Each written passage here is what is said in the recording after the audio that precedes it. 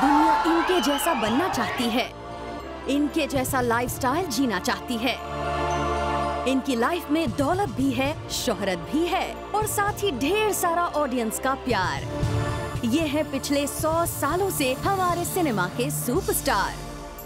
Superstars की बात करें तो सबसे पहले जुबान पर आता है दिलीप कुमार का नाम। 11 दिसंबर 1922 मोहम्मद यूसुफ खान के नाम से जन्मे दिलीप कुमार को हिंदी सिनेमा का मेथड एक्टर माना जाता है। खुद अमिताभ बच्चन ने भी दिलीप कुमार को अब तक का सबसे बेस्ट एक्टर माना। मुगल आजम हो या फिर देवदास, गंगा जमुना हो या फिर क्रांति, दिलीप कुमार ने अपनी हर फिल्म में दर्शकों को ये प्रूव करके दिखा दिया कि उनसे बड़ा एक्टर ना तो कोई था और आने वाले वक्त में भी शायद ही कोई उनकी जगह ले पाएगा।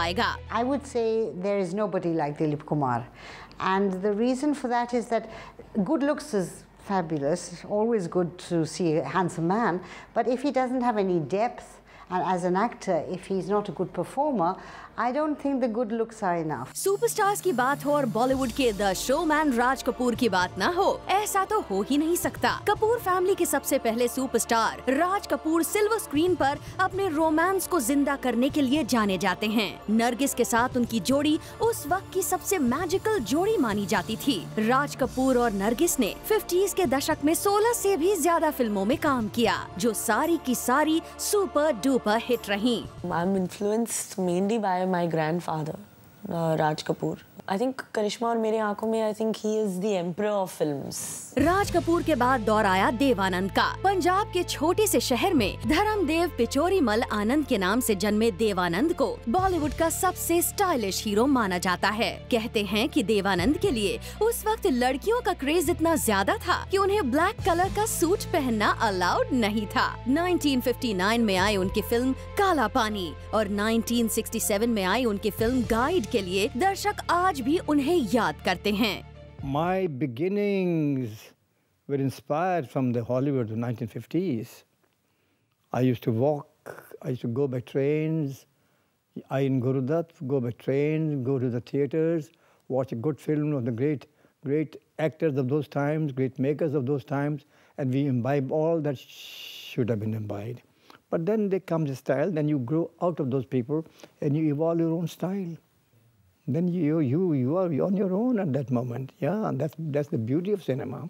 सुपरस्टार्स की बात अधूरी है अगर इनकी बात न की जाए। उनकी अदा, उनका स्टाइल, उनकी पर्सनालिटी और उनकी दिलकश एक्टिंग पर उस वक्त नहीं बल्कि आज के दशक की ऑडियंस भी क्रेजी है। राजेश खन्ना को सदी का सबसे पहला और सबसे बड़ा सुपरस्टार कहा जाए तो गलत नहीं होगा। फिल्म आनंद हो या फिर कटी पतंग, फिल्म आराधना हो या फिर बावर्ची, राजेश खन्ना की फिल्में सिर्फ उनके नाम पर ही बिकती थी और उनके नाम से ही चलती थी।